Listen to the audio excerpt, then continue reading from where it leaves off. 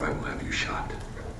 How is it that Mel Gibson, from Hollywood even, gets the principle of the militia, and yet hardly any politicians in our country can? School teachers have a hard time with it too. They think that the reference to militia is talking about the National Guard, or the Army even. And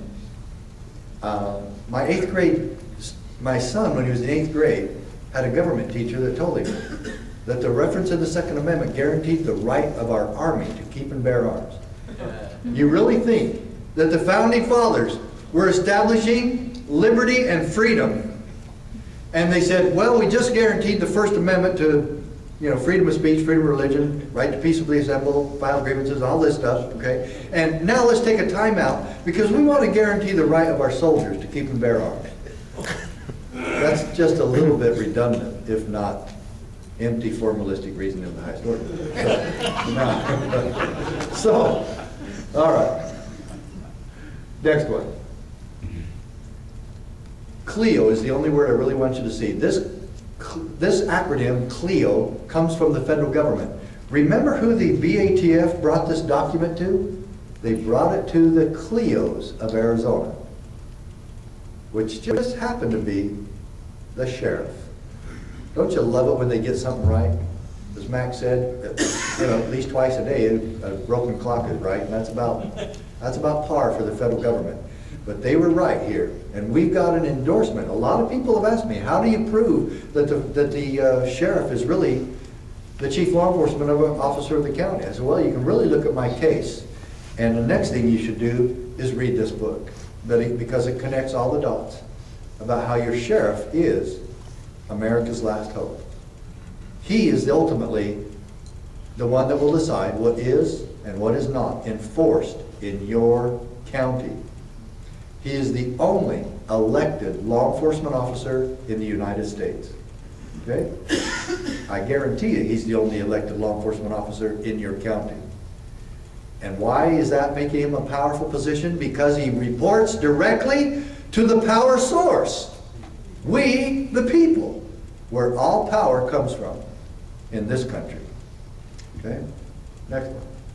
This is the threat of arrest. Under a separate provision of the Gun Control Act, any person who knowingly violates the section of the Gun Control Act amended by the Brady Bill shall be fined under this title, imprisoned for no more than 1 year, or both. When I filed my case, I sought an injunction by the federal judge against the federal government, against Clinton's administration and his Justice Department from coming after me to arrest me for failure to comply. I got the injunction. And Janet Reno tried to stop it. She wrote a memo to the judge and she said, oh, the threat of arrest does not apply to the CLEOs or to the sheriffs. It only applies to the gun shop owners.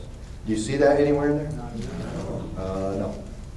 The judge didn't either. And he said, Ms. Reno, you don't get to change this law just because you write a memo. We got our injunction. Vernon, are you going to move? Max? Nope. You going to move? No, sir. Get to the back of the bus. Who in the heck do you guys think you are? Thinking you can settle around now? Get to the back of the bus. I am so honored with two people here that refuse to get to the back of the bus.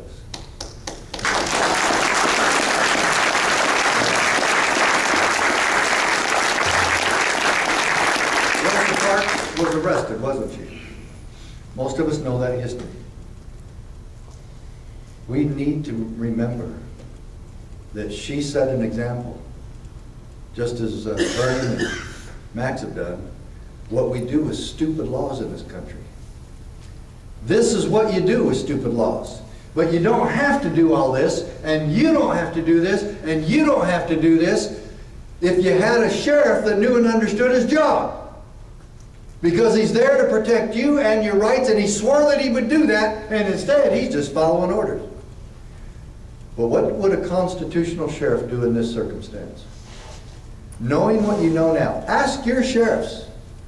You can ask your sheriffs two things. Ask them about this case.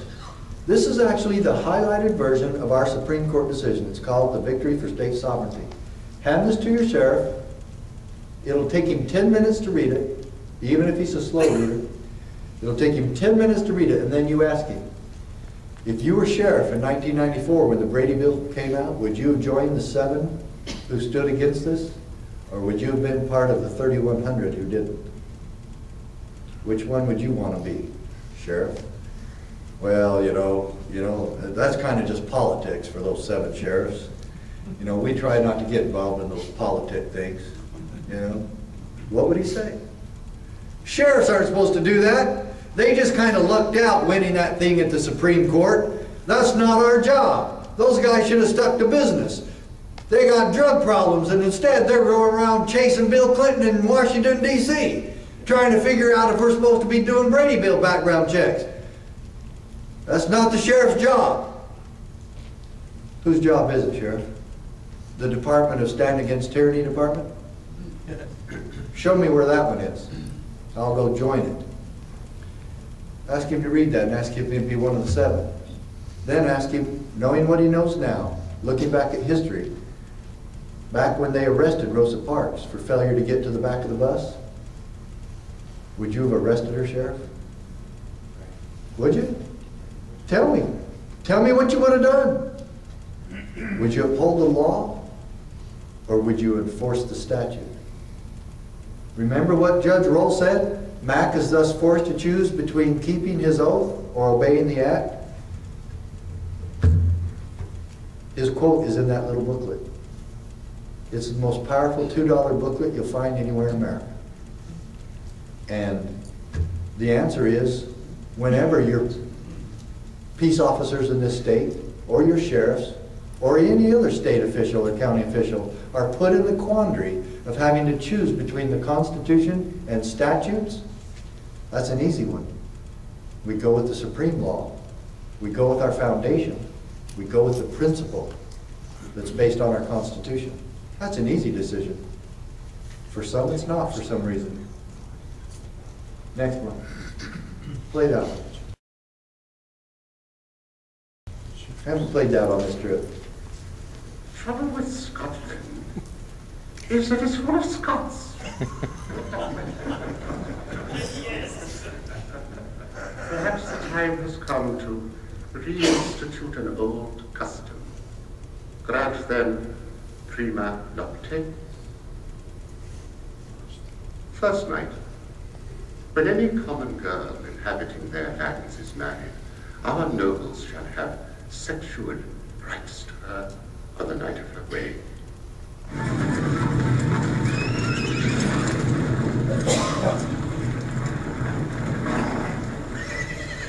come to claim the right of prima nocta.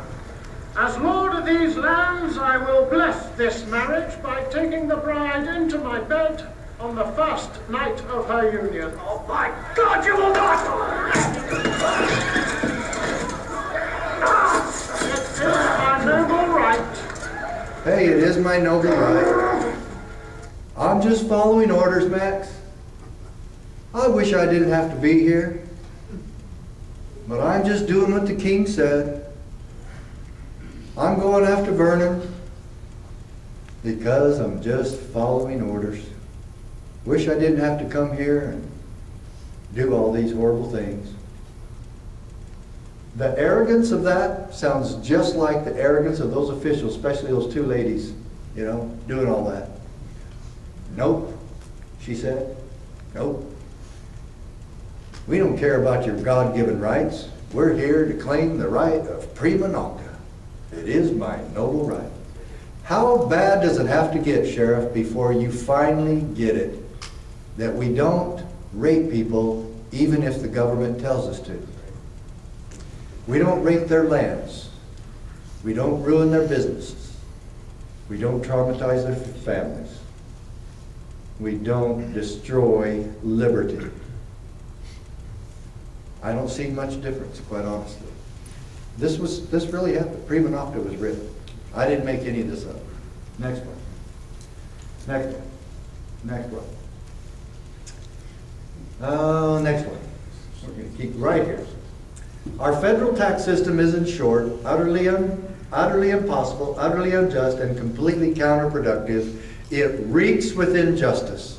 Let me ask you right there, folks. Is there somebody you know in government somewhere in the state of Wisconsin or in your county that is in charge of protecting you from injustice?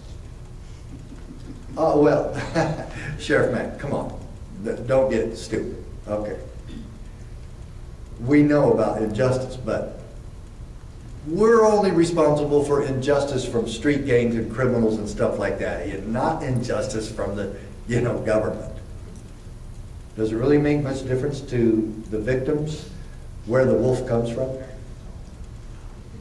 Or if he was wearing that fancy suit and carrying a nice attaché case? In fact, in my 20 years of law enforcement experience, I will tell you flat out that street gangs will give you a fighting chance. The IRS will never. Next one. This is right out of the decision, folks, right in this little 15-page pocket-sized booklet. We have held, however, that state legislatures are not subject to federal direction. Don't you wish your state legislatures knew that? I will tell the senator in here, I'll give every one of these, I'll give everyone in the Wisconsin Senate and House of Representatives one of these books. Okay? We'll ship them to you, we'll give them to you, whatever we have to do to give them to them. If any of you want to donate to that holy cause, fine. But we'll make sure they get them. Because this decision was hidden from you. Do you know who's supposed to enforce Supreme Court decisions and rulings? Not the Supreme Court. The President of the United States. He's the one that lost this. You think he's going to come out and say, okay, well, we lost. We're just going to have to, thank these sheriffs for their good game and tell them they played a good game, we lost, and now we're going to enforce this by day. He had Janet Reno issue a memo to every, she loves those memos, issue a memo to every sheriff and chief of police to tell them to keep doing this and that this decision's changed nothing. They did. Yeah. I wish I would have kept that memo. I actually had one in my hand once. Next one. Okay, next one. Next one. Next one. Right there. The king desires peace. Longshanks desires peace. He declares it to me, I swear it. He proposes that you withdraw your attack. In return, he grants you a title, estates, and this chest of gold, which I am to pay to you personally. A lordship and titles. Gold. That I should become Judas. Peace is made in such ways. Slaves are made in such ways. I don't know about you, but I'm tired of the political correctness that is so willing to compromise your freedom for their gold, for their jobs. You know the mainstream Republicans running right now? I hate to say this, but it looks like mainstream John McCain is going to get reelected today to the United States Senate. Those who have compromised our national security so they can keep their stupid jobs. Totally willing to tell you that they are willing to risk the lives and actually have your sons and daughters give their lives in Iraq and Afghanistan because we have a war on terror. But we will not secure our borders. And even though we know terrorists come into our country through our southern border and sometimes our northern border, we will not secure our borders because politicians want to continue to play political patty cake for the Hispanic votes so they can keep their chest of gold and titles. I'm tired of that. But yes, we will go after these farmers who want to deal in raw milk. But we'll keep electing people like John McCain.